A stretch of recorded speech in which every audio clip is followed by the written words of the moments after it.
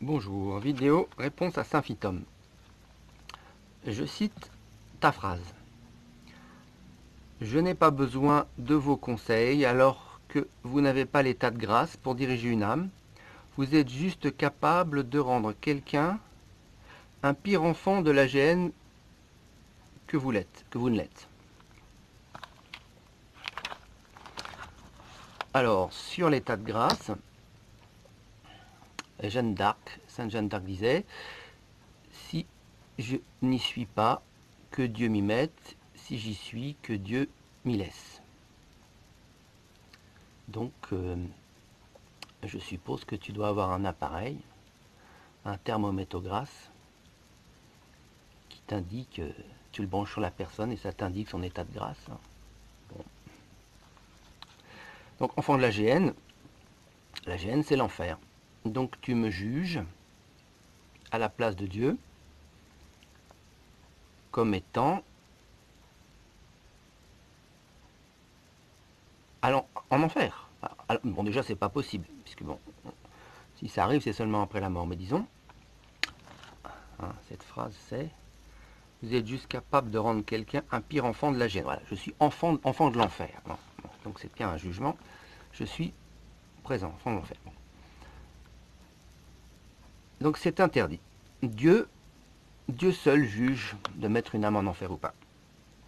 Je ne sais plus quel saint dont l'Église a refusé la canonisation parce que il avait quelqu'un était en train de mourir et qui ricanait, tout ça. Il disait regardez ce damné qui va en enfer. Et donc il avait fait le jugement lui-même à la place de Dieu. Et on lui a refusé la canonisation à cause de ça. Dans ton commentaire d'après, tu reconnais que tu n'as aucun pouvoir pour me juger, mais ça t'a pas empêché de le faire. Bon.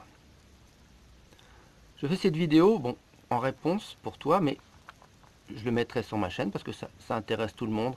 Vu l'état de l'Église en ce moment, c'est intéressant de voir un petit peu tous les combats qu'il y a entre les personnes pour défendre l'Église catholique. Donc je te mettrai en référence tous les passages bibliques que tu dois connaître. Ne juge pas si tu ne veux pas être jugé toi-même. Et ça va plus loin puisque Dieu te juge. Quand on fait ça, il te juge avec la même mesure dont tu t'es servi pour juger les autres.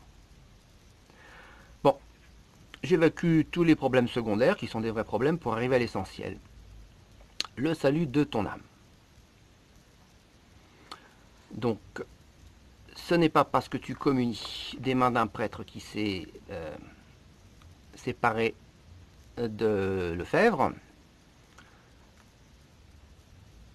qui s'est détaché de la frate, qui est non unacum, que ça change quelque chose au fait qu'il a été ordonné hors l'Église par l'apostat Lefebvre, dans le cadre de l'apostasie de Vatican II. Je t'ai donné toutes les preuves pour ça. On a vu que le canon 2261 ne fonctionnait pas, puisque le canon 2261 concerne un vrai prêtre catholique au départ, qui devient excommunié ensuite. Là, c'est pas du tout ça. On a un apostat Lefebvre au départ. Donc hors l'Église, qui ordonne des évêques, qui ordonne des prêtres, ou lui-même qui ordonne des prêtres. Donc c'est pas bon. C'est valide et illicite, c'est totalement interdit de faire ça. C'est totalement hors l'Église, c'est la fameuse synagogue de Satan. Je te mettrai les liens dans le descriptif. Ce ne sont pas mes élucubrations. Le livre, donc, Franc-maçonnerie, synagogue de Satan, de Monseigneur Léon Meurin, et la conjuration antichrétienne Monseigneur de Lassus. Ils ont reconstruit le temple du roi Salomon sur les ruines de l'église catholique, et tu es dans cette synagogue de Satan. L'histoire des séphirotes et de tout ça. Bon, tout est expliqué. Tu parles peu dans tes commentaires, d'ailleurs, je crois que tu l'as pas dit une seule fois, le terme franc-maçonnerie. Un catholique qui ne parle pas de la franc-maçonnerie, il y a quelque chose de pas normal. Si tu étudiais ces deux livres, surtout la franc-maçonnerie synagogue de Satan, tu comprendrais que tu es dans cette synagogue de Satan. Les pharisiens qui crucifient Jésus chaque dimanche, c'est là où tu vas. Et voilà, ils ont reconstruit, le secret c'est ça, le temple du roi Salomon sur les ruines de l'église catholique. Le monde tel qu'il était avant Jésus. Voilà. Tu es donc hors de l'église. La communion est valide puisqu'ils ont été consacrés prêtres, mais totalement illicite. C'est une communion sacrilège, abomination. Ça correspond à crucifier le corps de Jésus.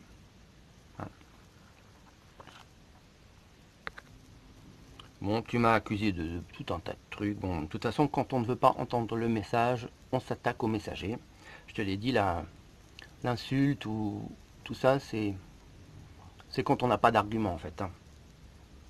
Ce qui est très, enfin, une contradiction totale, c'est que tu me condamnes, parce que tu me dis que je suis fils de l'enfer au nom de l'Église catholique, tu me condamnes au nom de l'Église catholique, mais toi-même tu n'es pas dedans, hein. Tu me condamnes de la part de l'Église catholique, alors que tu ne fais pas partie de l'Église catholique, tu n'es pas dedans. Donc c'est un petit peu, je sais pas comment dire, exprimer simplement, c'est comme si tu avais marché sur le trottoir sur un caca de chien, puis tu me dis que c'est moi qui sens mauvais.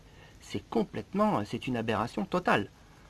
Hein, on est bien l'histoire, je te dis, c'est la poutre et la paille. Si tu veux voir la paille que j'ai dans mon œil, enlève la poutre énorme que tu as dans le tien. Tu es hors l'Église. Donc, je ne suis pas protestant, je ne suis pas pharisien, je ne suis pas janséniste, hein. Le pharisien, c'est plutôt celui qui crucifie Jésus chaque dimanche, hein. Donc tout ça, toutes ces accusations, elles sont sans preuve, hein. Si tu retirais de tes messages les trois quarts des attaques de personnes, il resterait l'essentiel, ça ne serait pas du luxe. L'attaque de personnes n'est pas un argument dogmatique, c'est l'argument de ceux qui n'en ont pas. Donc je suis rien de tout ça, je suis catholique et français. Simple. Et puis, quand je t'ai posé la question si tu es cédé-vacantiste, tu m'as dit que oui. Bon, moi aussi, mais je ne me définis pas comme ça. Le cédé-vacantisme, c'est juste un passage. Jésus n'a pas fondé l'église cédé-vacantiste, il a fondé l'église catholique. Donc c'est important de dire qu'on est catholique. Et puis pour rester catholique, on est obligé de passer par le cédé-vacantisme. J'accuse pas, je ne te juge pas, je pose juste des questions. Tu m'as accusé aussi d'être vain et présomptueux. Vain, certainement pas, puisque je défends l'église catholique. Mais par exemple, quand tes propres propos, c'est justement de dire à quelqu'un que tu n'as pas besoin de lui, euh, qu'il n'est pas en état de grâce, de rabaisser l'autre, hein, que vous êtes juste capable d'être un enfant de la GN, pas besoin de vos conseils. Est-ce que c'est pas ça justement le péché de présomption, hein, d'avoir besoin de, pour se grandir, d'écraser l'autre? Je ne sais pas, hein, poser la question, faut se poser la question. Donc très important, contrairement à toi, je ne te juge pas. Je fais juste le bilan actuel. Donc, je le dis très clairement, là où tu es, c'est hors de la Sainte Église catholique. Tu es hors de l'Église catholique. Tu n'es pas dedans, hors de l'Église catholique. C'est ça, c'est dur à te le faire comprendre, hein. Et hors de l'Église catholique, il n'y a pas de salut. Je ne te juge pas, puisque j'ignore, ça tu m'as même pas accordé ce bénéfice-là en ce qui me concerne, j'ignore comment tu seras le jour de ton décès. Le jour de ton jugement particulier, c'est ça qui va cristalliser le jugement de Dieu, qui appartient, hein, ça appartient seulement à Dieu et on ne peut pas lui ravir. On ne peut pas lui ravir.